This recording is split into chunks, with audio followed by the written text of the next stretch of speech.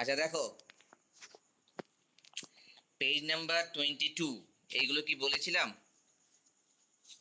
এইগুলো এই এক্সাম্পলগুলো দেখতে বলেছিলাম কি তোমাদের? এগুলো কি দেখেছো? কতটুকু দেখেছো? 1 থেকে 9 পর্যন্ত দিয়েছিলাম। আর 10, 11, 12 এসব করতে হবে না, এগুলো করে নেবে কিন্তু, হ্যাঁ? ঠিক আছে। আচ্ছা, তাহলে আমরা শেষ করেছিলাম পেজ নাম্বার 26। এবার আমরা চলে আসবো মূল সংখ্যা গণনা, তাই তো? তো গ্যাসের ক্ষেত্রে, আয়নের ক্ষেত্রে, এক পরমাণু, বহু পরমাণু, এদের ক্ষেত্রে মূল সংখ্যা কিভাবে কাউন্ট করা হয়, ঠিক আছে? তো এটা খুবই সহজ পদ্ধতি। এই কিভাবে গণনা করা হয় একটু তোমাদের হালকা করে বলে দিচ্ছি, তারপরে তোমরা বই থেকে দেখে নেবে, হ্যাঁ? মূল সংখ্যা গণনা +11।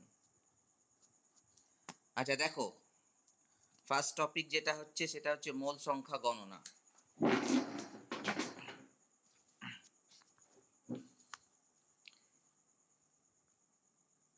এবং ভিসা আছে আছে।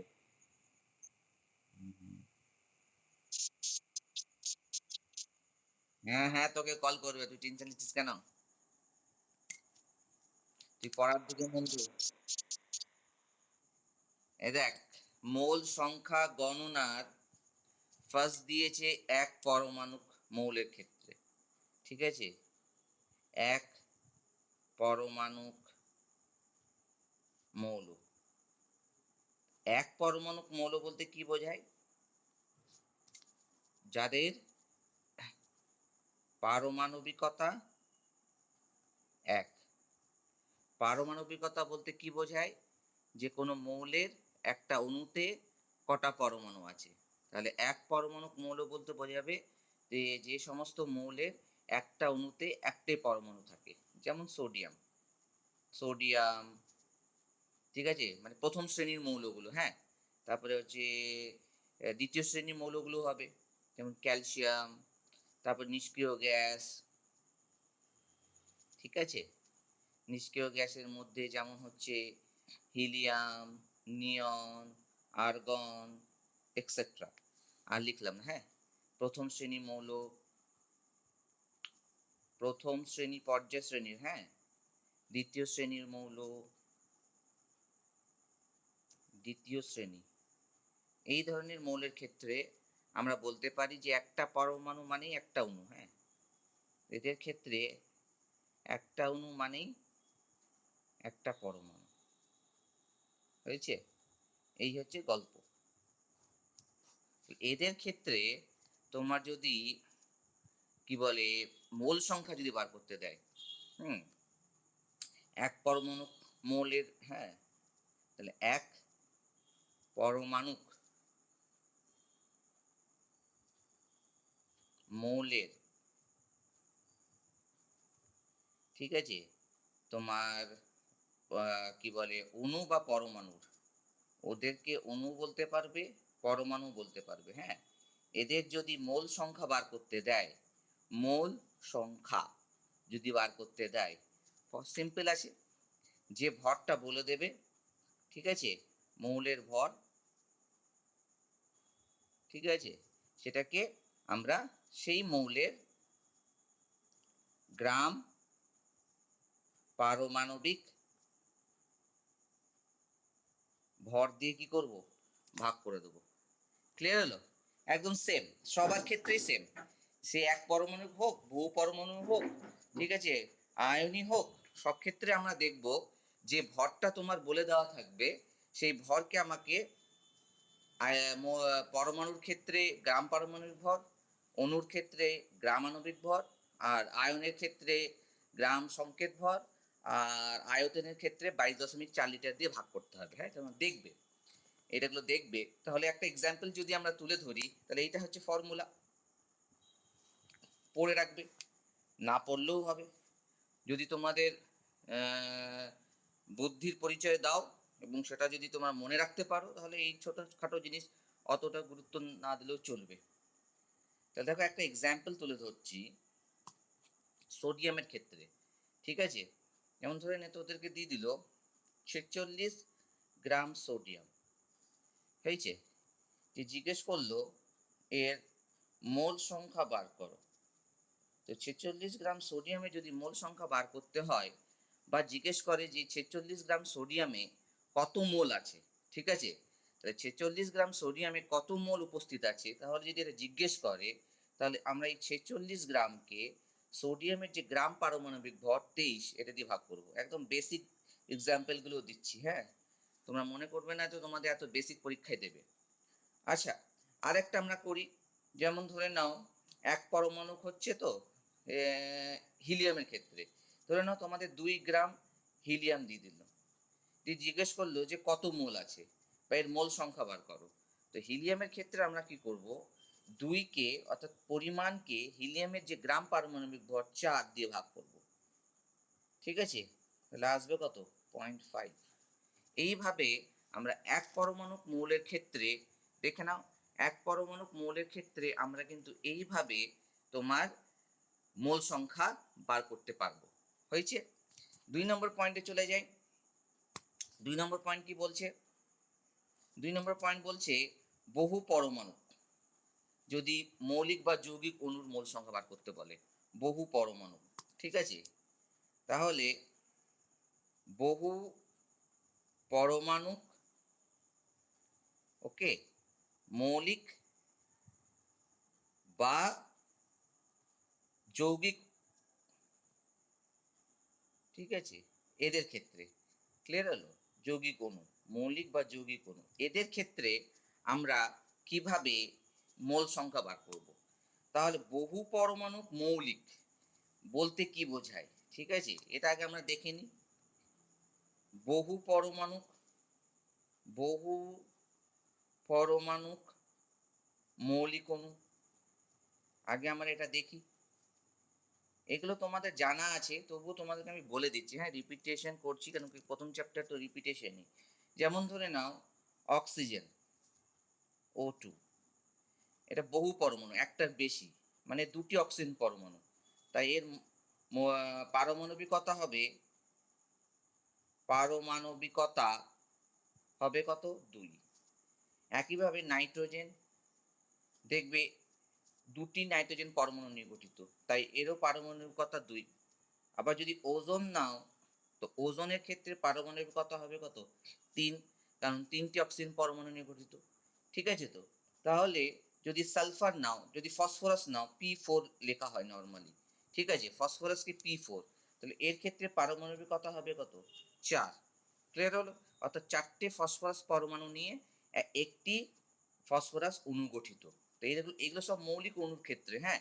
মৌলিক মানে যদি অক্সিজেনকে ভাঙো তাহলে অক্সিজেন পরমাণু ছাড়া কিছু পাবে না। নাইট্রোজেনকে যদি ভাঙো তো নাইট্রোজেন পরমাণু ছাড়া কিছু পাবে না। ওজোনকে যদি ভাঙো তো এখানে অক্সিজেন পরমাণু ছাড়া কিছু পাবে না। একইভাবে সালফারের দেখো S6, সালফারের 3 ধরনের ভৌরূপতা হয়, S2, S4, S6, হ্যাঁ? S8ও মনে হয়, হ্যাঁ? মনে পড়ছে না, আপাতত এটাই মনে পড়ছে, S6। এর ক্ষেত্রে পারমাণবিকতা হবে কত, 6, অর্থাৎ 6টা সালফার পরমাণু নিয়ে একটা সালফার অণু গঠিত। তো এটা হয়ে গেল বহু পরমাণু মৌলিক অণুর ক্ষেত্রে।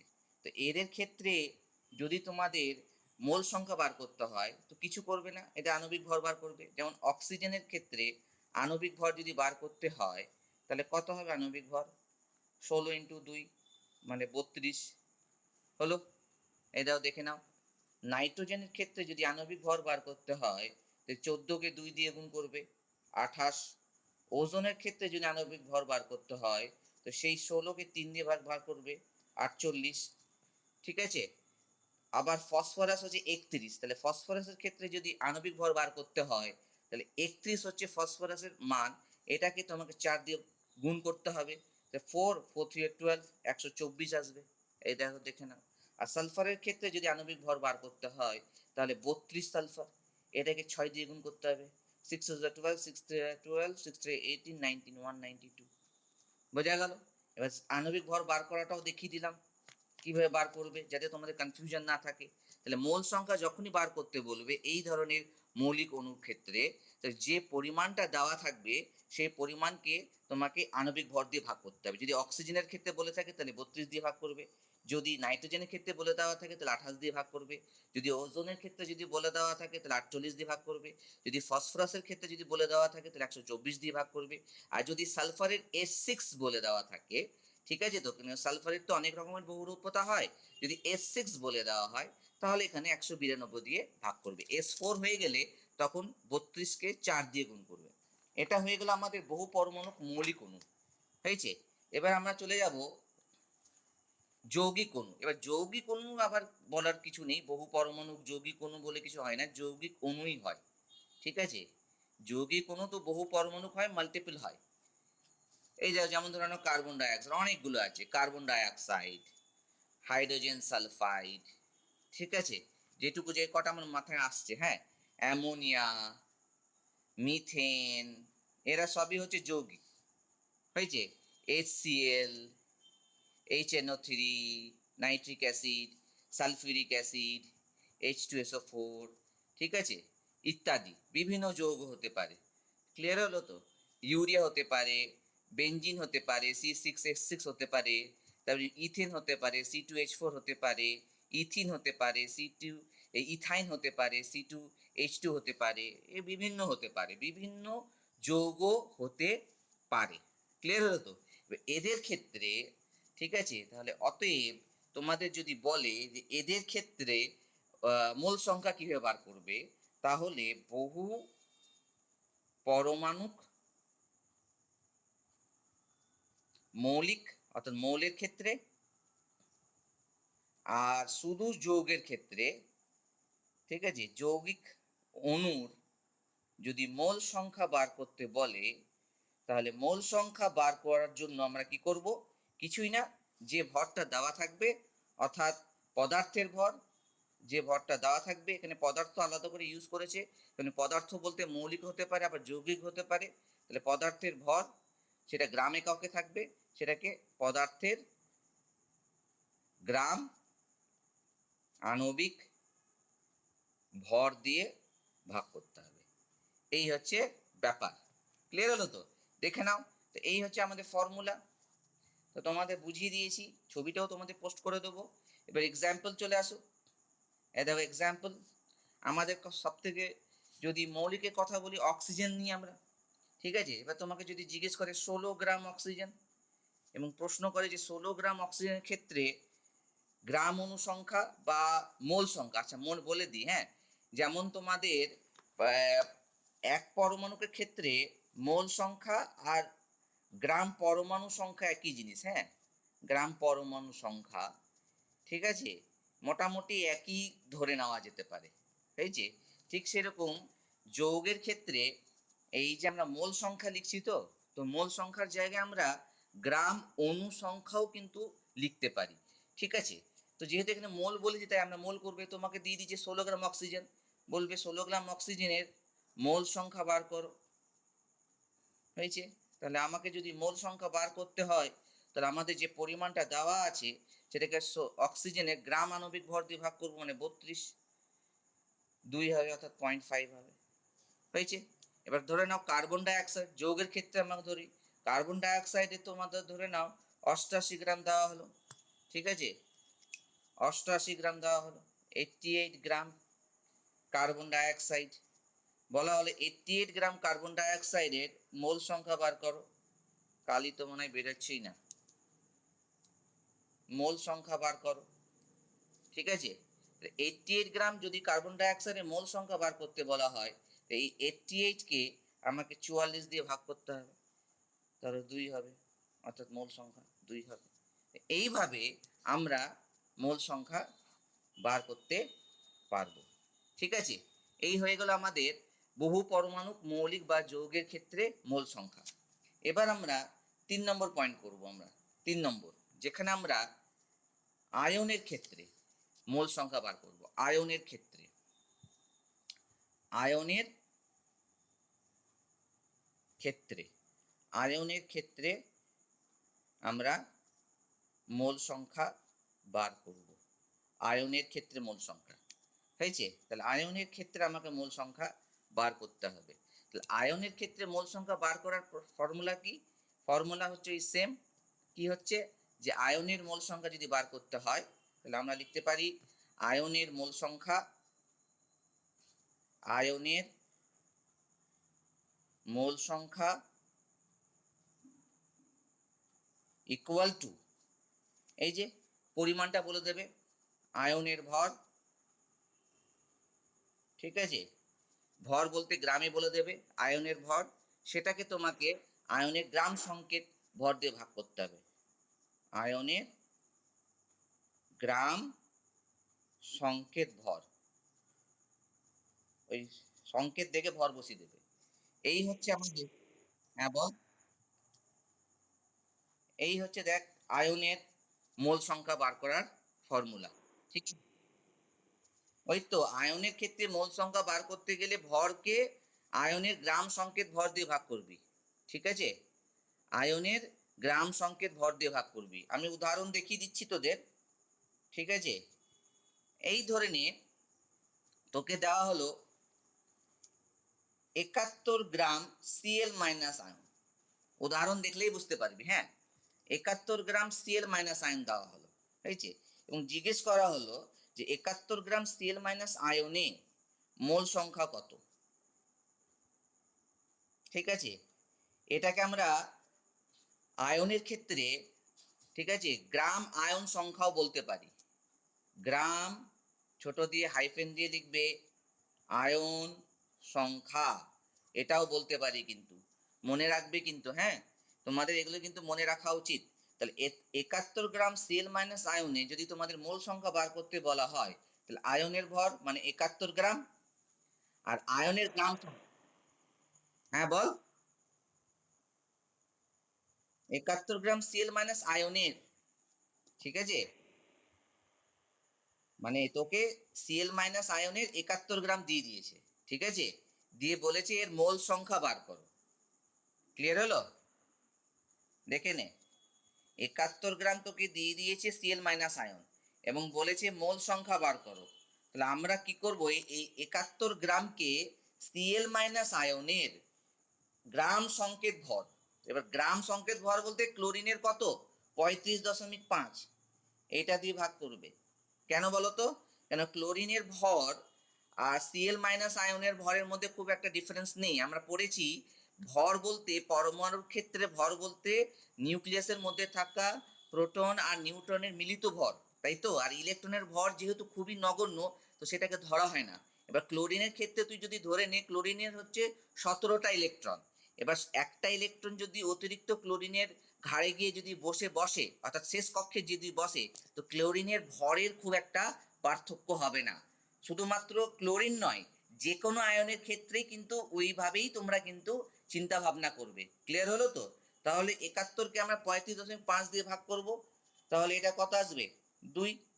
তাহলে তোমাকে যদি জিজ্ঞেস করে 71 গ্রাম সিএল মাইনাস আয়নে মোল সংখ্যা কত, তাহলে 2 লিখবে। বা তোমাকে জিজ্ঞেস যদি করে যে 71 গ্রাম সিএল মাইনাস আয়নে কত মোল উপস্থিত আছে, কত মোল উপস্থিত আছে, তো একই ফর্মুলা অ্যাপ্লাই করবে। এই একটা এক্সাম্পল দিলাম, আর একটা এক্সাম্পল দিই। ধরে নাও তোমাকে 20 গ্রাম ক্যালসিয়াম প্লাস 2 আয়ন দেওয়া হলো, ঠিক আছে, 20 গ্রাম ক্যালসিয়াম প্লাস 2 দেওয়া হলো এবং জিজ্ঞেস করা হলো যে এর মোল সংখ্যা কত, ঠিক আছে, এর মোল সংখ্যা বার করতে বলা হলো। তো ক্যালসিয়াম প্লাস 2 আয়নের ক্ষেত্রে কি করব, এই 20কে 40 দিয়ে ভাগ করব। এবার 40 দিয়ে কেন ভাগ করলাম, কারণ ক্যালসিয়ামের ভরই হচ্ছে 40। তো ক্যালসিয়ামের ভর আর ক্যালসিয়াম প্লাস 2 ভরের মধ্যে খুব একটা পার্থক্য নেই, তাহলে এটা দিয়ে কাটাকাটি যাবে, তাহলে কত আসবে 1/2 মানে হচ্ছে কত 0.5। এবারে এগুলো সব একটা আয়ন, আর একটা ধরি আমরা NH4 প্লাস আয়ন ধরে নিই, এই ধরনের NH4 প্লাস আয়ন দিয়ে দিয়েছে। ক্লিয়ার হলো?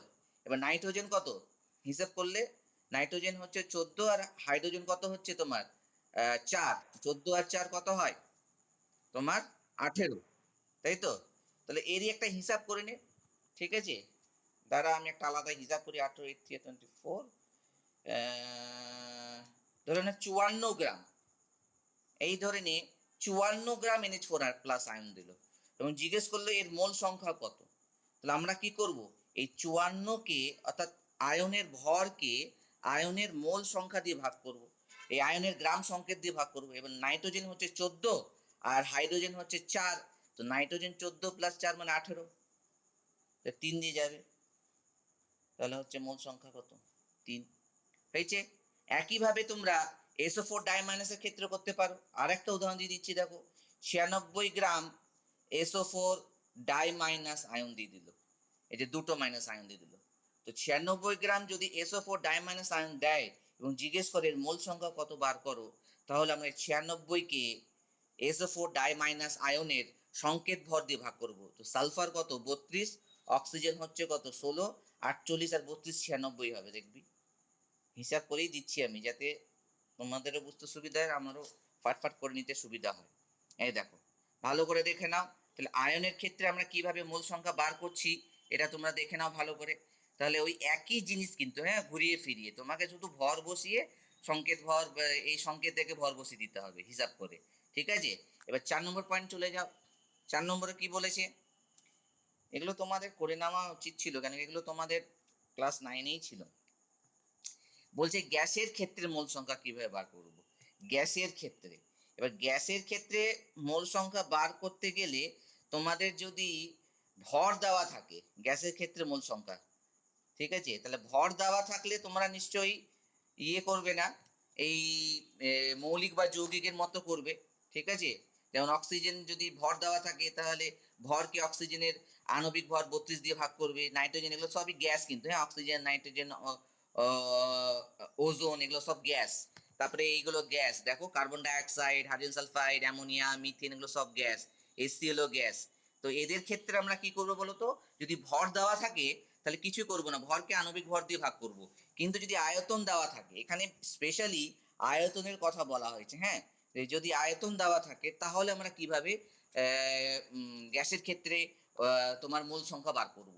তাহলে অতএব যদি গ্যাসের ক্ষেত্রে দেওয়া থাকে তাহলে গ্যাসীয় অণুর মোল সংখ্যা, গ্যাসীয়, ঠিক আছে, গ্যাসীয় অণুর মোল সংখ্যা, এই দেখো, গ্যাসীয় অণুর মোল সংখ্যা যদি বার করতে বলে আয়তনের ক্ষেত্রে কিন্তু, হ্যাঁ, এটা আমি ব্র্যাকেটে লিখে রাখলাম, যদি আয়তন দেওয়া থাকে, ঠিক আছে, আয়তনের ক্ষেত্রে আমরা কি করব, আমাদের যে আয়তনটা বলে দেবে সেই আয়তনকে আমরা 22.4 লিটার দিয়ে ভাগ করবো, হ্যাঁ, এসটিপিতে, কিন্তু ক্লিয়ার হলো? তো এসটিপিতে গ্যাসের আয়তন, ঠিক আছে, এসটিপিতে গ্যাসের আয়তন। এবার আয়তন তোমরা খেয়াল করবে লিটারে দিয়েছে নাকি এমএলএ দিয়েছে। যদি লিটারে দেওয়া থাকে তাহলে 22.4 দিয়ে ভাগ করবে, ঠিক আছে, এখানে যদি লিটারে দেওয়া থাকে।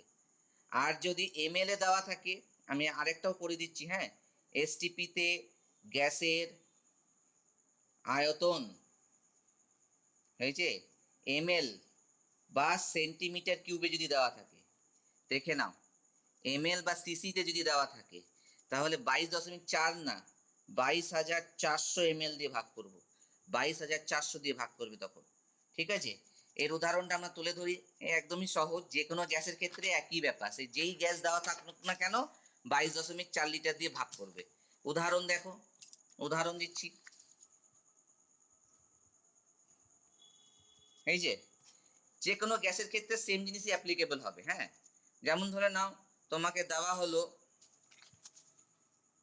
11.2 লিটার অক্সিজেন দেওয়া হলো, আয়তন হয়েছে 11.2 লিটার অক্সিজেন দেওয়া হলো, এবং জিজ্ঞেস করা হলো এর মোল সংখ্যা বার করো।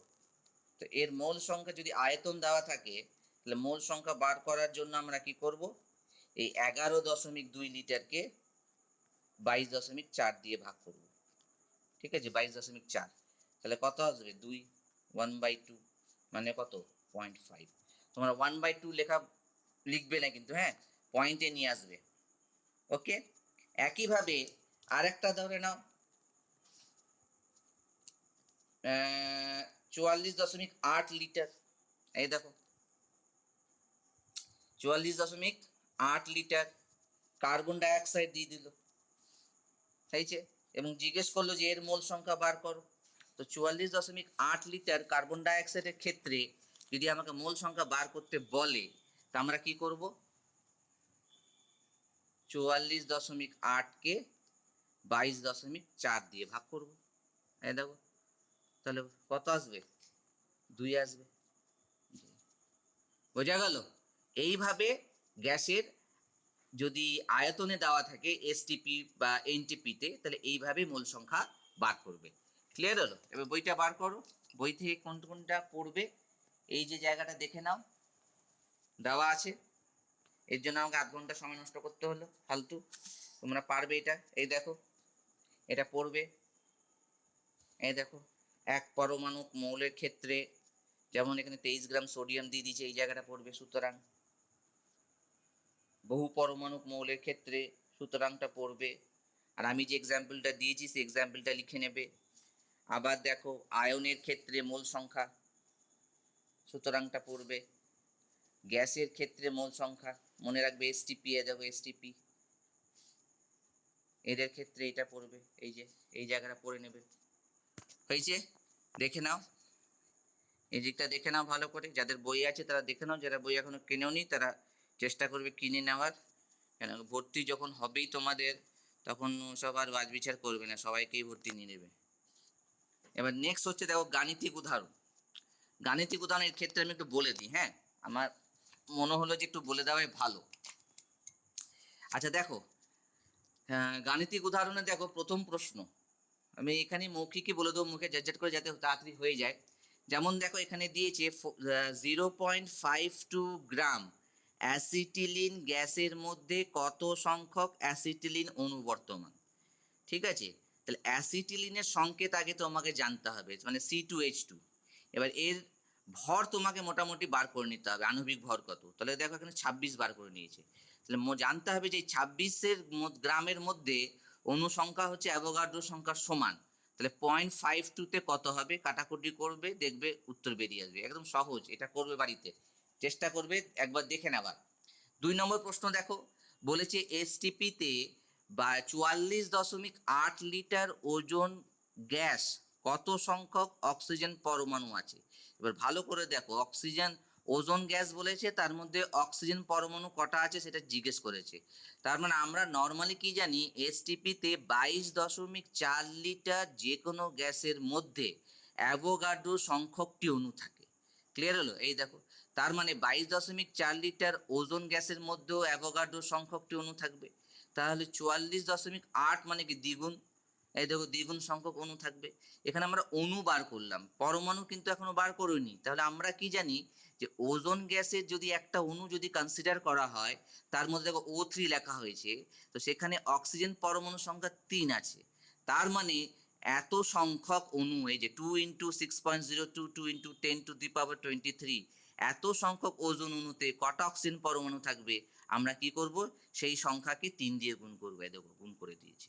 এইগুলো কিন্তু সহজ সরল করে নেবে। অনেক সময় ইলেকট্রন সংখ্যাও বার করতে দেয়, জানো তো, দেখবে এখানে করবে। 2 নম্বর প্রশ্ন। আচ্ছা 3 নম্বর দেখো কি দিয়েছে। 3 নম্বর দিয়েছে, ফাটফাট করে বলে দেবো, হ্যাঁ, 220 মিলিগ্রাম কার্বন ডাইঅক্সাইড থেকে 10⁻21 সংখ্যক কার্বন ডাইঅক্সাইড অণু বিতাড়িত করা হলো, কতগুলি কার্বন ডাইঅক্সাইড অণু পড়ে থাকলো।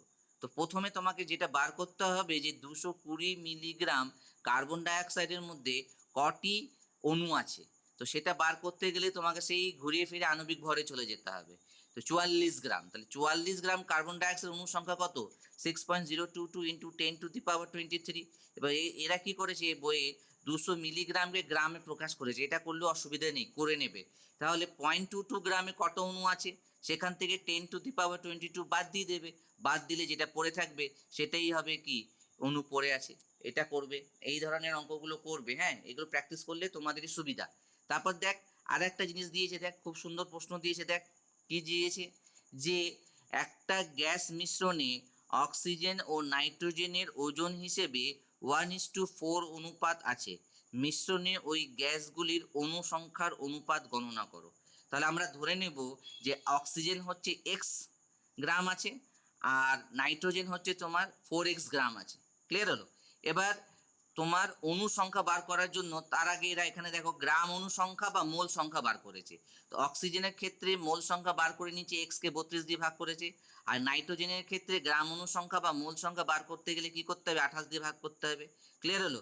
এবার এটাকে অ্যাভোগাড্রো সংখ্যা দিয়ে গুণ করে নিতে হয়। ঠিক আছে, অণু সংখ্যা যদি বার করতে হয় তো গ্রাম অণু সংখ্যা বা মোল সংখ্যা যেটা বেরোবে সেটাকে অ্যাভোগাড্রো সংখ্যা দিয়ে গুণ করতে হবে। এটাকে এক্স বাই 32কেও গুণ করতে হবে, 4x বা 28কেও গুণ করতে হবে। এবার যখন অনুপাত করতে যাবে তখন অনুপাত করতে গিয়ে কি দেখবে যে অ্যাভোগাড্রো সংখ্যা কি হচ্ছে, কেটে যাচ্ছে। গ্রাম অণু সংখ্যার অনুপাত বার করে নিল। ঠিক আছে, এই অনুপাতেই তারা কি থাকবে, অণু সংখ্যার অনুপাত বর্তমান থাকবে। এটা যদি তোমাদের মাথায় থাকে তাহলে তোমরা এটাকে আর অ্যাভোগাড্রো সংখ্যা দিয়ে গুণ করবে না, ডাইরেক্ট বার করে নেবে। এবার দেখো নেক্সট, দেখো পরের প্রশ্ন দিয়েছে, দেখো করবে, এটাও করবে। যত ভ্যারাইটিস ধরনের প্রশ্ন তোমরা দেখতে পাবে ততই তোমাদের কিন্তু সুবিধা হবে। হ্যাঁ, তোমরা নানান রকমের পরীক্ষাতে কিন্তু তোমরা এগুলো উতরাতে পারবে। এগুলো বেসিক জিনিসগুলো ক্লিয়ার থাকতে হবে, আর এখান থেকে একটা না দুটো প্রশ্ন থাকবেই থাকবে যে কোনো পরীক্ষায়। একই উষ্ণতা, মানে এই চ্যাপ্টার থেকে, হ্যাঁ, একই উষ্ণতা ও চাপে সম আয়তনে দুটি ফ্লাস্কে, অর্থাৎ একই চাপ উষ্ণতায় সমান আয়তনে দুটো ফ্লাস্ক নিয়েছে, একটাতে অ্যামোনিয়া আছে, একটাতে সালফার ডাইঅক্সাইড আছে। যে কোন ফ্লাস্কে অধিক সংখ্যক অণু আছে। এবার অ্যাভোগাড্রো প্রকল্প থেকে আমরা কি জানি যে সমচাপ উষ্ণতায় সম আয়তন সকল গ্যাসের মধ্যে সমান সংখ্যক অণু বর্তমান। তাহলে এখানে যে প্রশ্ন করেছে যে এখানে যে চাপ এবং উষ্ণতা সমান, আয়তনও সমান, তাহলে অ্যামোনিয়া আর সালফার ডাইঅক্সাইড গ্যাসের মধ্যে অণু সংখ্যাও কি থাকবে, সমান হবে। তাহলে দেখো দুটি ফ্লাস্কে অণু সংখ্যা সমান। এবার বলেছে অধিক ভরের গ্যাসীয় পদার্থ আছে, কোনটাতে অধিক ভর। তাহলে অধিক ভর বলতে এদের আণবিক ভর বার করবা। অ্যামোনিয়া যেমন 14 + 3 17, আর সালফার হচ্ছে 32 + 32, তার মানে কত হচ্ছে তোমার 32 + 32 64। তার মানে এমনি দেখেই বলতে পারবে যে সালফার ডাইঅক্সাইডের গ্যাস ভারী হবে আর অ্যামোনিয়া গ্যাস কি হবে, তুলনামূলক হালকা হবে। অধিক সংখ্যক পরমাণু আছে, তা সংকেত দেখে বলতে পারবে এই যে অ্যামোনিয়াতে একটা নাইট্রোজেন পরমাণু আর 3টি হাইড্রোজেন পরমাণু আছে, টোটাল 4টি পরমাণু। আর সালফারে দেখো একটা সালফার পরমাণু আর অক্সিজেন দুটো পরমাণু, তার মানে এখানে টোটাল হচ্ছে 3টি পরমাণু। তার মানে 4 আর 3, তাহলে কোনটা অ্যামোনিয়ার কি হবে, অধিক সংখ্যক পরমাণু আছে। এই যে লেখা আছে দেখো, অ্যামোনিয়া ও সালফারের অণুতে যথাক্রমে 4 ও 3টি পরমাণু আছে, সুতরাং অ্যামোনিয়া গ্যাসীয় ফ্লাস্কে অধিক সংখ্যক অণু বর্তমান। এইগুলো প্রশ্নগুলো করবে। ক্লিয়ার হলো? এগুলো দেখে নেবে কিন্তু। হ্যাঁ, এখানে অনেকগুলো প্রশ্ন আছে, মোটামুটি সব প্রশ্নই করবে, ঝাট করে বলে দিই আমি। হ্যাঁ, এবার দেখো নেক্সট কি দিয়েছে, বলেছে দেখো 1 গ্রাম অক্সিজেন পরমাণু ও অণুর সংখ্যা বার করো। ক্লিয়ার হলো তো? এবার 1 গ্রাম অক্সিজেনই বলেছে, কিন্তু এখানে পরমাণু আর অণুর সংখ্যা বার করতে বলেছে। ক্লিয়ার হলো তো? প্রথমে আমরা কি করব, অণুর সংখ্যা বার করব, তারপর পরমাণু সংখ্যা বার করব। তো প্রথমে কি করেছে দেখতো, 1 গ্রাম অক্সিজেন = 1/32 করেছে, তার মানে এখানে মোল সংখ্যা বার করেছে বা গ্রাম অণু সংখ্যা বার করেছে। এবার 1 গ্রাম অণু অক্সিজেন মানেই হচ্ছে কত, 6.022 × 10⁻23 এতটা অণু থাকবে। তাহলে 1/32 গ্রাম অণু তো অক্সিজেন অণু সংখ্যা কত হবে, 6.022 × 10⁻23 কে 1/32 দিয়ে গুণ করবে, ক্যালকুলেটারে বসাবে, এই মানটা চলে আসবে। এবার দেখো 1 গ্রামে আমরা অণু সংখ্যা পেয়ে গেলাম, পরমাণু সংখ্যাকে 2 দিয়ে গুণ করেছে কেন, অক্সিজেন দ্বিপরমাণু, কারণ একটা অক্সিজেন অণুতে দুটো অক্সিজেন পরমাণু আছে, তাই এরা 2 দিয়ে গুণ করেছে। ক্লিয়ার হলো তো? এগুলো ডাইরেক্ট করে নেবে, এটা করবে। এই অঙ্কগুলো সব দেখবে কিন্তু। হ্যাঁ, তোমরা দেখবে না তার জন্য আমি তোমাদের বলে দিচ্ছি যাতে তোমাদের সুবিধা হয়। হ্যাঁ, এই এবার নেক্সট দেখো কি দিয়েছে, 5 × 10⁻⁻4 মোল C14 আইসোটোপে নিউট্রন সংখ্যা নির্ণয় করো। প্রথমে আমরা কি জানবো, আগে আমাকে C14 আইসোটোপের সংখ্যা বার করতে হবে। ক্লিয়ার হলো তো? 5 × 10⁻⁴ মোল বলেছে। এবারে 1 মোল মানে কি, অ্যাভোগাড্রো সংখ্যা। তাহলে 5 × 10⁻⁴ যদি মোল হয়, তাহলে 5 × 10⁻⁴ কে অ্যাভোগাড্রো সংখ্যা দিয়ে গুণ করলে আমরা C14 আইসোটোপ পেয়ে যাব। এবার C14 আইসোটোপের মধ্যে তোমার নিউট্রন সংখ্যা কত, তো ভর সংখ্যাকে তোমার প্রোটন সংখ্যা দিয়ে ভাগ করবে। তাহলে কার্বনের ক্ষেত্রে প্রোটন সংখ্যা কত, 6, 14কে 6 দিয়ে বিয়োগ করবে, তাহলে কত আসবে, 8। 8কে তখন কি করবে, ওই 5 × 10⁻⁴ ইন্টু অ্যাভোগাড্রোর সংখ্যা ইন্টু 8 দিয়ে গুণ করবে। ক্লিয়ার হলো তো?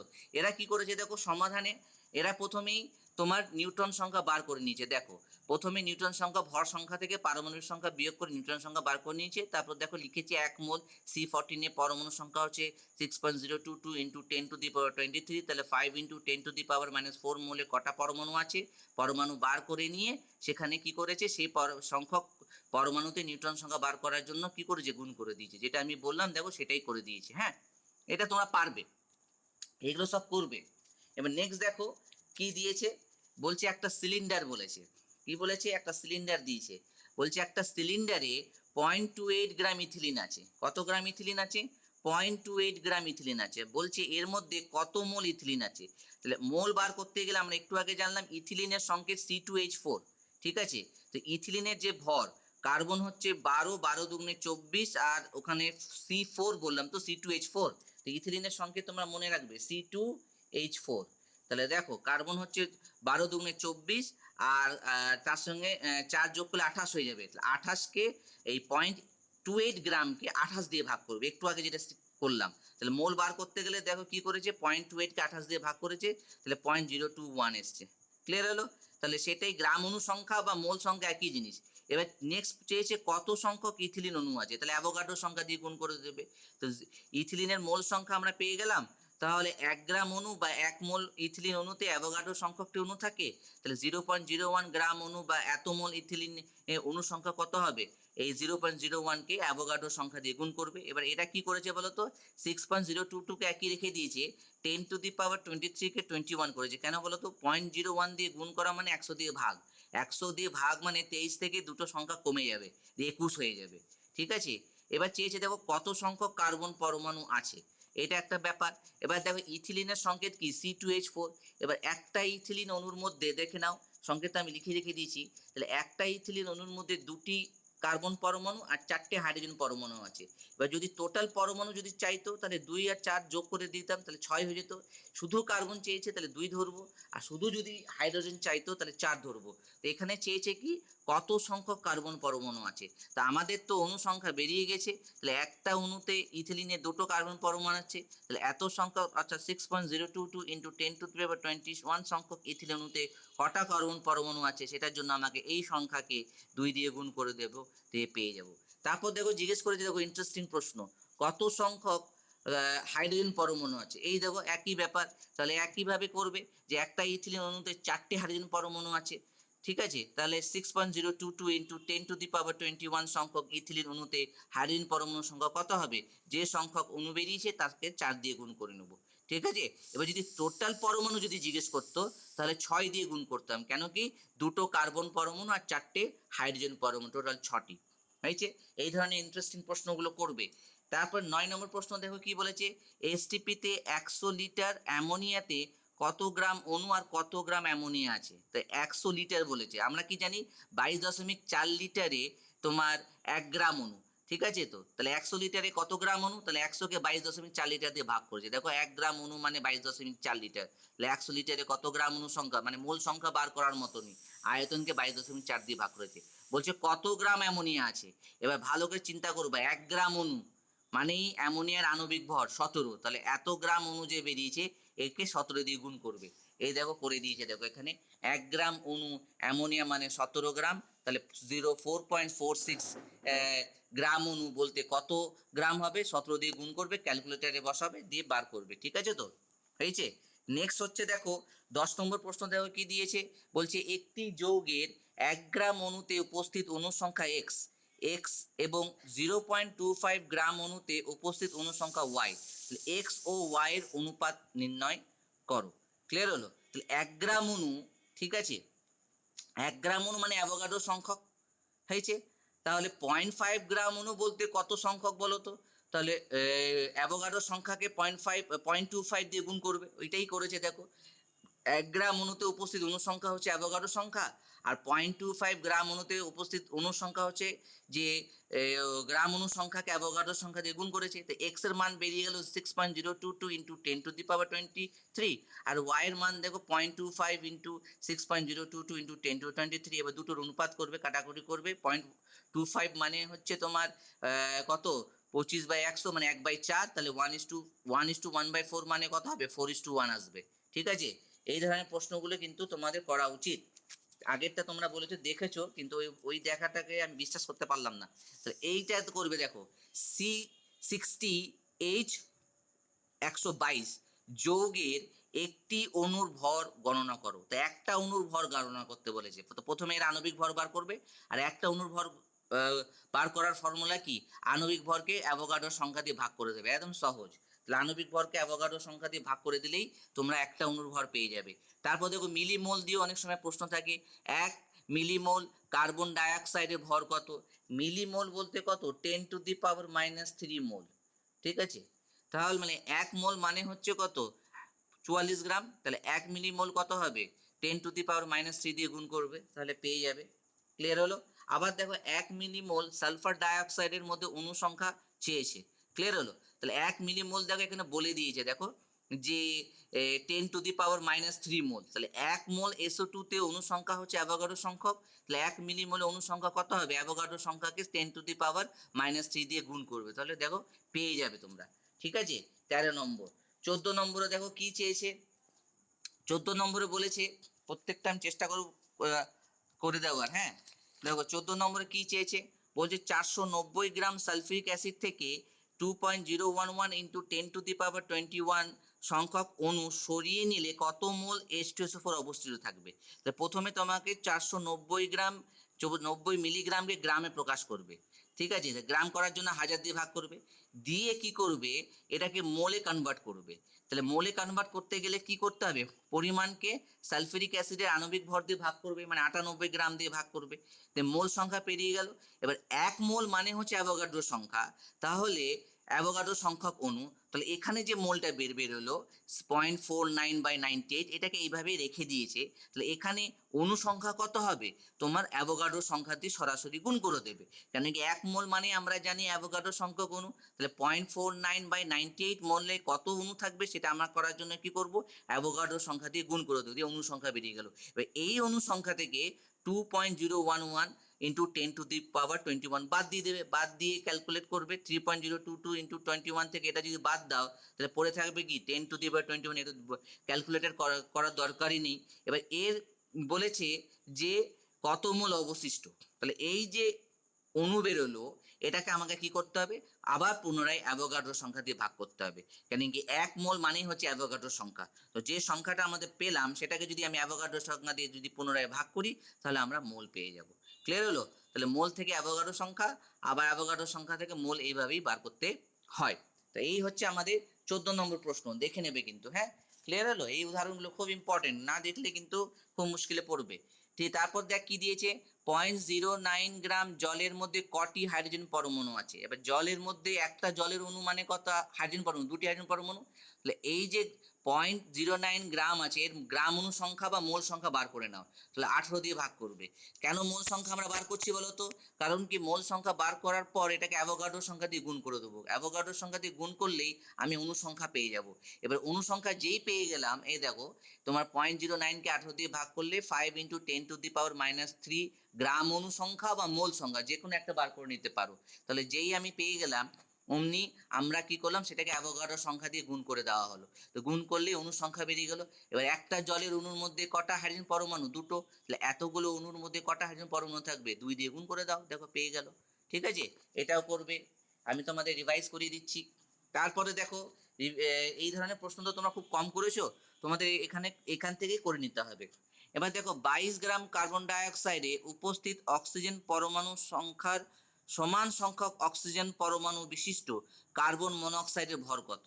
তাহলে প্রথমে প্রশ্ন চেয়েছে যে 22 গ্রাম কার্বন ডাইঅক্সাইডে উপস্থিত অক্সিজেন পরমাণু সংখ্যার সমান সংখ্যক অক্সিজেন পরমাণু বিশিষ্ট কার্বন মনোক্সাইডের ভর কত হবে। তাই তোমাকে আগে 22 গ্রাম কার্বন ডাইঅক্সাইডে অক্সিজেন পরমাণু সংখ্যা বার করতে হবে। তো 44 গ্রাম কার্বন ডাইঅক্সাইড মানে হচ্ছে 1 গ্রাম অণু বা 1 মোল।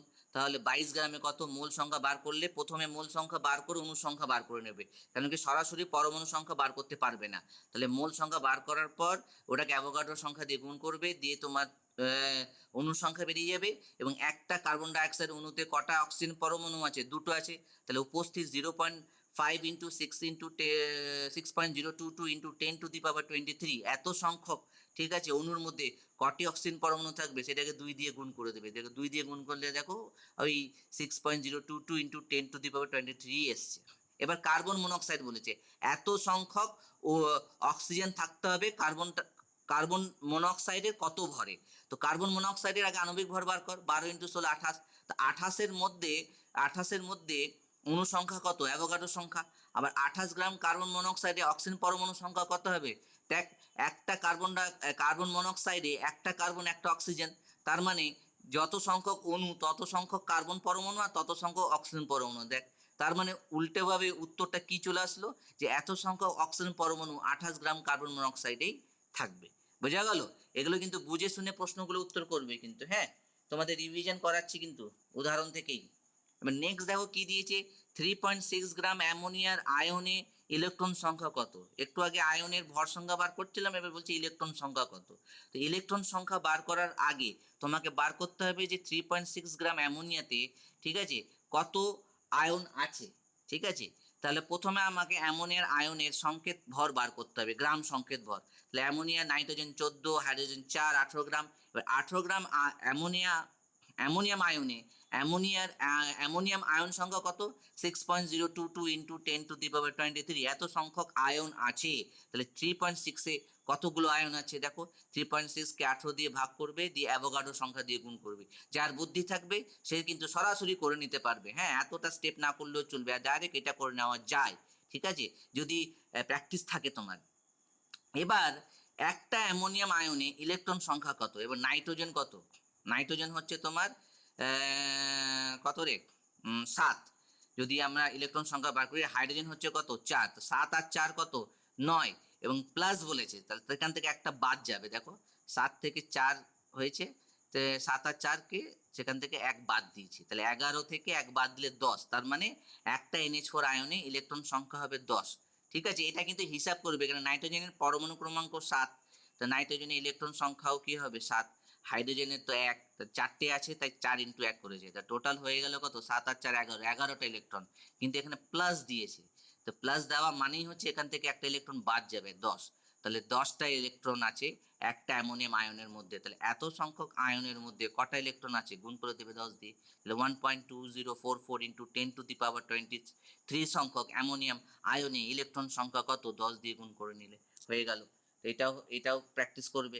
নেক্সট দেখো, নেক্সট যে প্রশ্নটা দিয়েছে যে 1.2044 ইন্টু 10⁻25 সংখ্যক কার্বন মনোক্সাইডের অণু ভর কত? তাহলে কার্বন ডাইঅক্সাইডের গ্রাম আণবিক ভর কত? 44।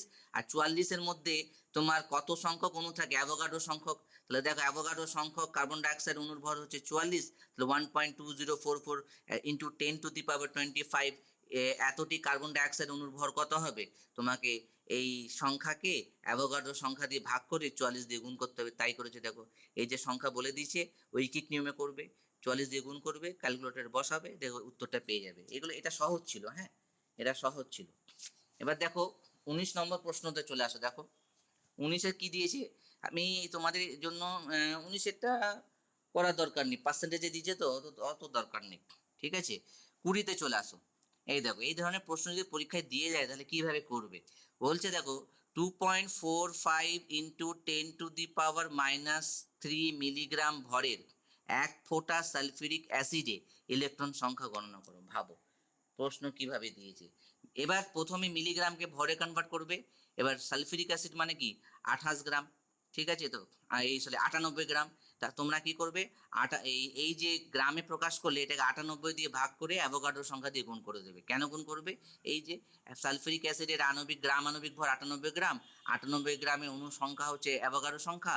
তাহলে তোমার যদি 98 কি বলে, যে পরিমাণটা দেওয়া আছে সেটাকে অ্যাভোগাড্রো সংখ্যা দিয়ে 98 দিয়ে ভাগ করে যদি অ্যাভোগাড্রো সংখ্যা দিয়ে গুণ করো, তাহলে আমাদের অণু সংখ্যা পেয়ে যাব। ক্লিয়ার হলো? এবার কিন্তু এখানে তা চাইনি, চেয়েছি ইলেকট্রন সংখ্যা গণনা করো। এবার এরা কি করেছে দেখ, একটা অণু সালফিউরিক অ্যাসিডে উপস্থিত মোট ইলেকট্রন সংখ্যা বার করেছে। তাহলে দেখ, হাইড্রোজেনে 2টা ইলেকট্রন, সালফারে 16টা ইলেকট্রন, অক্সিজেনের কটা? 8 ইন্টু 4 কত হচ্ছে? টোটাল 50টা ইলেকট্রন। তাহলে 98 গ্রাম সালফিউরিক অ্যাসিডে ইলেকট্রন সংখ্যা কত? এই যে অণু সংখ্যা হচ্ছে 6.022 ইন্টু 10⁻23, তাহলে একটা অণুর মধ্যে 50টা যদি ইলেকট্রন থাকে, তাহলে 98 গ্রামে কটা ইলেকট্রন থাকবে? 50 ইন্টু 6.022 ইন্টু 10⁻23, তাহলে এত গ্রামে কত থাকবে? এত গ্রামে সালফিউরিক অ্যাসিডে উপস্থিত ইলেকট্রন সংখ্যা থাকবে। দেখো ওটাকে কি করবে? 98 দিয়ে ভাগ করবে। এই সংখ্যাকে, এই যে 50 ইন্টু 6.022 ইন্টু 10⁻23 দেখছো, এটাকে 98 দিয়ে ভাগ করে তোমাকে 2.45 ইন্টু 10⁻6 দিয়ে গুণ করতে হবে। বোঝা গেল? এইভাবেও করা যায়, আরেকভাবেও করা যায়। তো এইটা ভালো। আবার দেখো এই ধরনের প্রশ্ন আছে, খুব দেয় কিন্তু, হ্যাঁ। 1 মিলিমোল মিথেনের কতগুলি ইলেকট্রন আছে? এবার দেখো একই প্রশ্ন, তোমাকে মিলিমোল মিথেনের অনুসংখ্যা বার করতে হবে। তো 1 মোল মানে হচ্ছে অ্যাভোগাড্রো সংখ্যা, 1 মিলিমোল মানে কি? 10⁻³ তাহলে এই যে অ্যাভোগাড্রো সংখ্যক অণুকে তোমার 10⁻³ দিয়ে গুণ করবে, অণু সংখ্যা পেয়ে গেলে। এবার একটা মিথেন অণুতে মানে CH4, ঠিক আছে, মিথেন মানে CH4, তাহলে কটা ইলেকট্রন আছে? কার্বন মানে হচ্ছে 6টা, হাইড্রোজেন 4, টোটাল 10। তাহলে এত সংখ্যক অণুতে কটা ইলেকট্রন? এই যে এই সংখ্যাকে 10 দিয়ে গুণ করবে, পেয়ে যাবে। এই ধরনের প্রশ্নগুলো করবে। আবার দেখো এইটা দিয়েছে, দেখো এই যে 10 গ্রাম ম্যাগনেসিয়ামকে অক্সিজেনে তীব্রভাবে উত্তপ্ত করলে ভরের কি পরিবর্তন হবে? তাহলে এই দেখো ম্যাগনেসিয়াম অক্সিজেনে বিক্রিয়ায় ম্যাগনেসিয়াম অক্সাইড হয়। ক্লিয়ার হলো তো? তো এখানে তোমাকে কি করতে হবে? 2 ম্যাগনেসিয়াম মানে 2 গ্রাম পরমাণু, আর 2 গ্রাম 2 mg মানে 2 গ্রাম অণু, ভর বার করবে। ভরের কি পরিবর্তন হবে?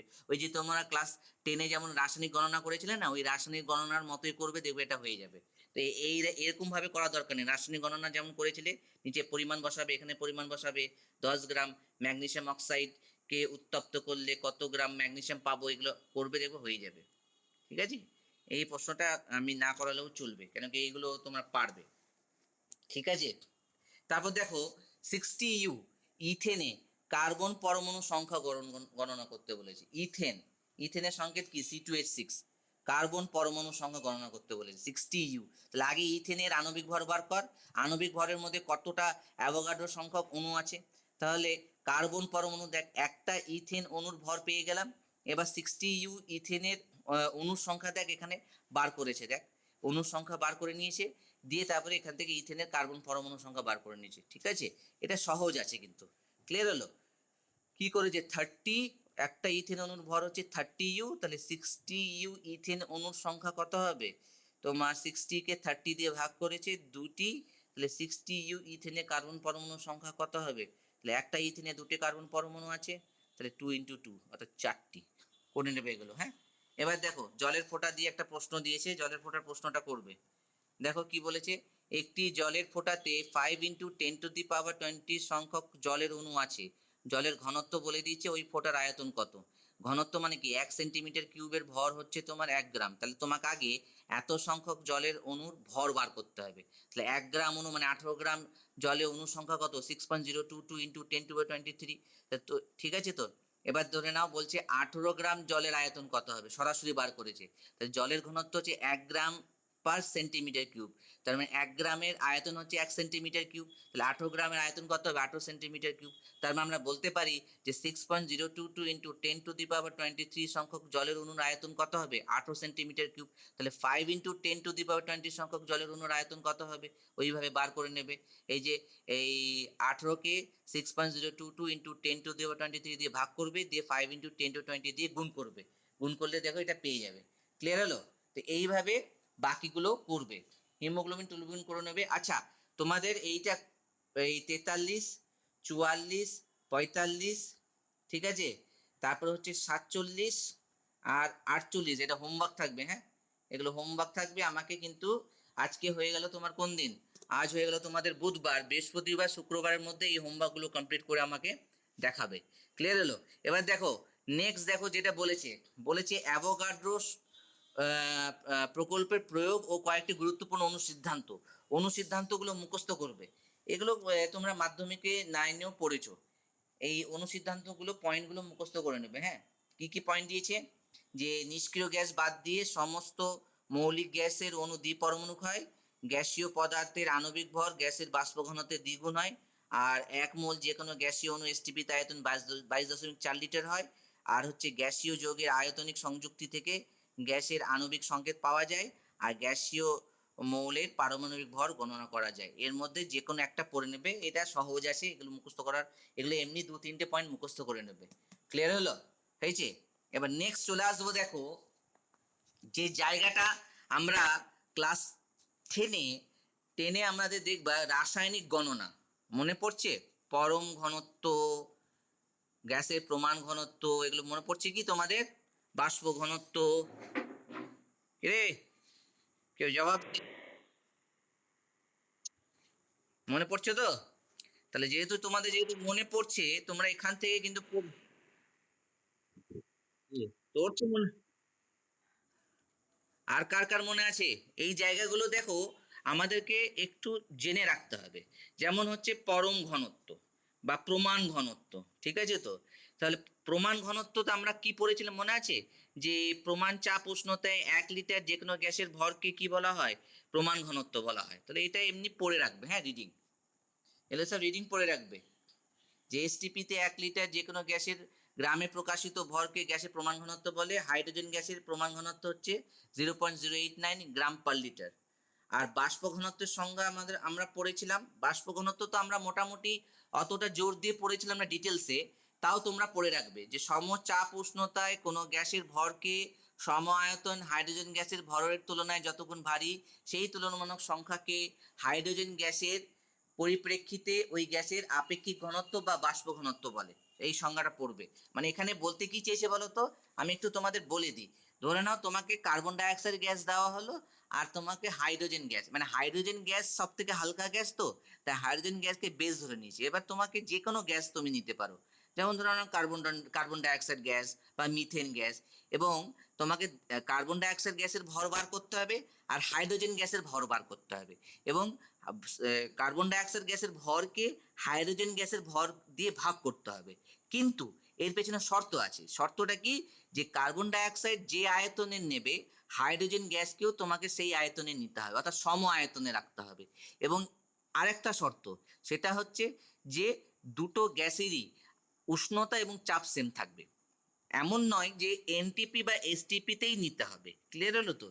এনটিপি বা এসটিপিতে নিলে আমাদের সুবিধা, বাট তুমি যে কোনো উষ্ণতা এবং চাপে দুটো গ্যাসকে নিতে পারো। বাট শর্ত হচ্ছে যে না চাপের মানের পরিবর্তন হবে, না উষ্ণতার মানের পরিবর্তন হবে। তাহলে 1 নম্বর শর্ত হচ্ছে সমচাপ উষ্ণতা। অর্থাৎ যে কোনো গ্যাসের কথা যদি বলা হয়, আমি যেহেতু এখানে কার্বন ডাইঅক্সাইড গ্যাসের কথা বলছি, তাই তোমাকে মনে রাখতে হবে কার্বন ডাইঅক্সাইড গ্যাসের উষ্ণতা এবং চাপ যা হবে, হাইড্রোজেন গ্যাসের ক্ষেত্রেও উষ্ণতা ও চাপ সেম হবে। এটা হচ্ছে 1 নম্বর শর্ত। 2 নম্বর শর্ত হচ্ছে যে দুটোর আয়তনও সেম নিতে হবে।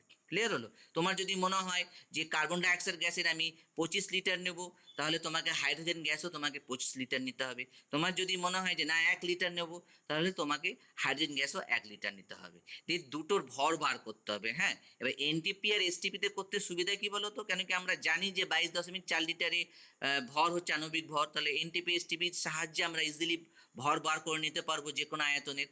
বা P1V1/T1 বা পিভি ইকুয়াল টু এনআরটি। হ্যাঁ, এই যে সমীকরণ তোমাদের মনে থাকবে, দেখো পিভি ইকুয়াল টু এনআরটি দিয়েও কিন্তু ভর বার করা যায়। তো দুটোর ভর বার করে দুটো ভরের তুলনা করতে হবে, যে হাইড্রোজেন গ্যাসের ভরের তুলনায় যে কোনো গ্যাসের ভর কত গুণ ভারী, মানে বেশি নাকি কম, সেই সংখ্যাকেই বলছে আপেক্ষিক ঘনত্ব বা আপেক্ষিক বাষ্প ঘনত্ব। আপেক্ষিক এই রেসপেক্টেই বলা হচ্ছে রিলেটিভ। ইংরেজির টার্ম হচ্ছে relative. Why it is use? কারণ কি হাইড্রোজেন গ্যাসের ভরের তুলনায় অন্যান্য যে কোনো গ্যাসের ভর তুলনা করা হয়েছে, তাই এই আপেক্ষিক টার্মটা ইউজ করা হয়। এই জন্য এই সংজ্ঞাটা দেখো এখানে এইভাবে দেওয়া আছে। সমচাপ উষ্ণতায় কোনো গ্যাসের ভর সম আয়তন হাইড্রোজেন গ্যাসের ভরের তুলনায় যতগুণ ভারী, সেই তুলনামূলক সংখ্যাকে কি বলা হচ্ছে?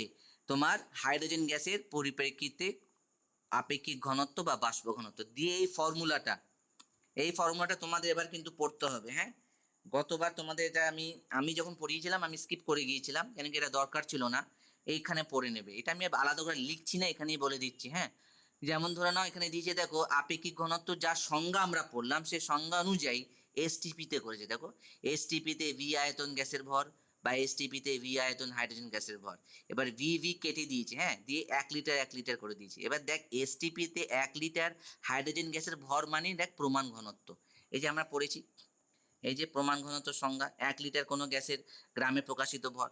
তাই এখানে কি করেছে বলতো, এখানে তোমার এসটিপিতে 1 লিটার হাইড্রোজেন গ্যাসের ভরকে প্রমাণ ঘনত্ব করে দিয়েছে, আর 1 লিটার গ্যাসের ভরকে গ্যাসের প্রমাণ ঘনত্ব করে দিয়েছে।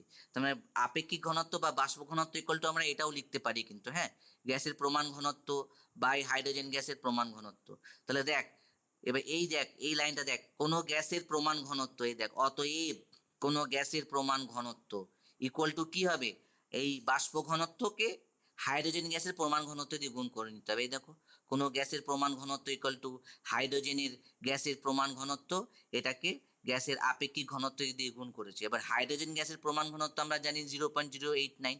আচ্ছা, এটা কি করে বেরিয়েছে, এসটিপিতে 1 লিটার হাইড্রোজেন গ্যাসের ভর। এবার 1 লিটার দেখ, ভালো করে লক্ষ্য কর, হাইড্রোজেন গ্যাস কি 22 এসটিপিতে, ঠিক আছে, ভালো করে দেখ, এসটিপিতে 22.4 লিটার হাইড্রোজেন গ্যাসের ভর হচ্ছে কত, 2 গ্রাম। 1 লিটারের ভর হচ্ছে কত, 2কে 22.4 লিটার দিয়ে ভাগ করবি, ভাগ করলেই দেখবি এই 0.089 চলে আসবে, 0.089 গ্রাম পার লিটার, এটা চলে আসবে, দেখবি তোরা। ঠিক আছে, করে দেখিস, ক্যালকুলেটর তো কিনে নিয়েছিস, তাহলে এটা দিয়ে গুণ করতে হবে, এটা মুখস্থ করবি, হ্যাঁ, কোনো গ্যাসের প্রমাণ ঘনত্ব ইকুয়াল টু 0.089 ইন্টু গ্যাসের আপেক্ষিক ঘনত্ব বা বাষ্প ঘনত্ব দিয়ে এইটা পড়বি, যে টেয়ার দিয়ে, এগুলো মুখস্থ করবি, হ্যাঁ, এগুলো পুরোটা দেখবি কিন্তু বাদ যাবে না, হ্যাঁ।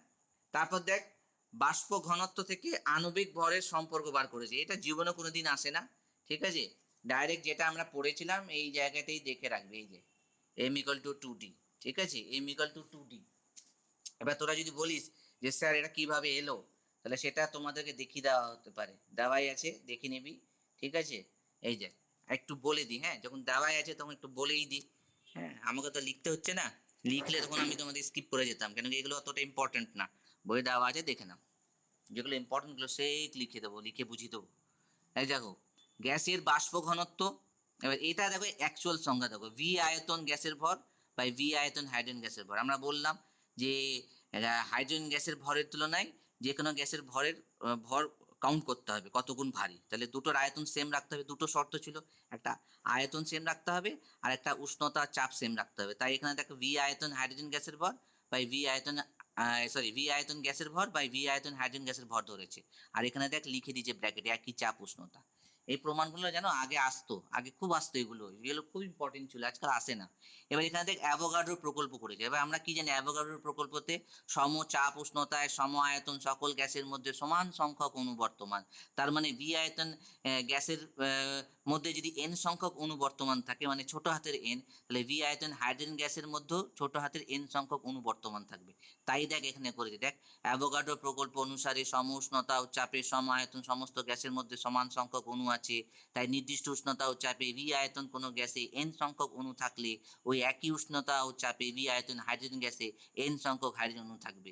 দিয়ে কি করেছে দেখ, গ্যাসের বাষ্প ঘনত্বতে একটু চেঞ্জ করে দিয়েছে, ভি আয়তনের জায়গায় দেখ লিখেছে গ্যাসের এন সংখ্যক অণুর ভর বাই এন সংখ্যক হাইড্রোজেন অণুর ভর। লিখতেই পারি, কেন কি আমরা একটু আগে পেলাম যে অ্যাভোগাড্রো প্রকল্পকে প্রয়োগ করে আমরা পেলাম যে ভি আয়তনের মধ্যে এন সংখ্যক অণু আছে, তাহলে আমরা ভি আয়তনের জায়গায় লিখতে পারি যে এন সংখ্যক গ্যাসের অণুর ভর বা এন সংখ্যক হাইড্রোজেন অণুর ভর। এবার এন এন কেটে দে, এবার এই এন এন কেটে দিলে কি হবে, একটা অণুর ভর হয়ে যাবে, দেখ গ্যাসের একটি অণুর ভর বাই একটি হাইড্রোজেন অণুর ভর।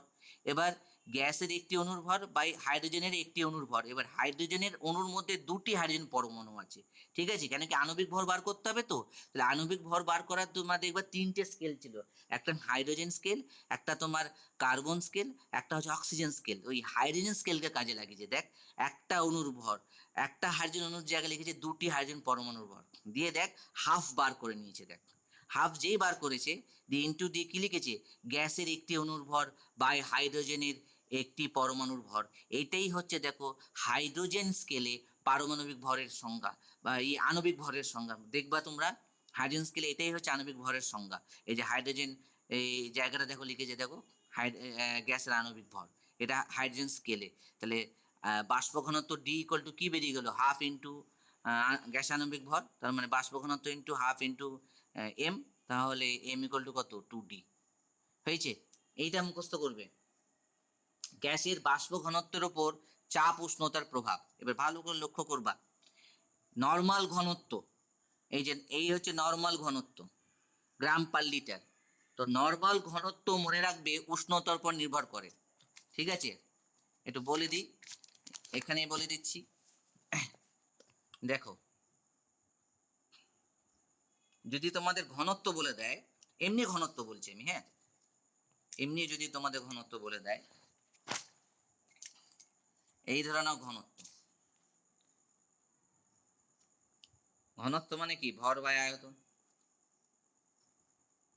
হয়েছে? লক্ষ্য করো, ঘনত্ব হচ্ছে ভর বাই আয়তন।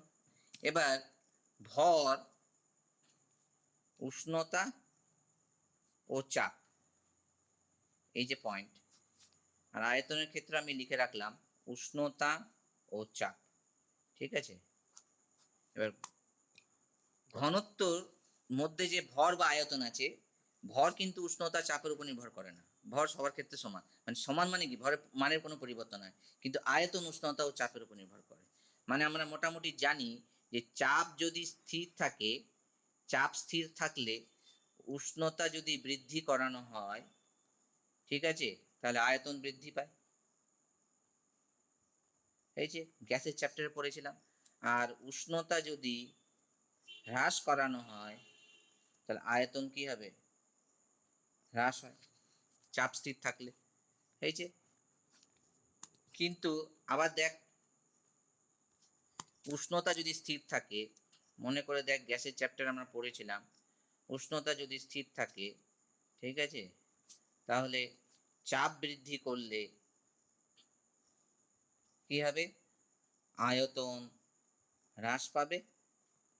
আর চাপ যদি হ্রাস করা হয়, তাহলে আয়তন বৃদ্ধি পাবে।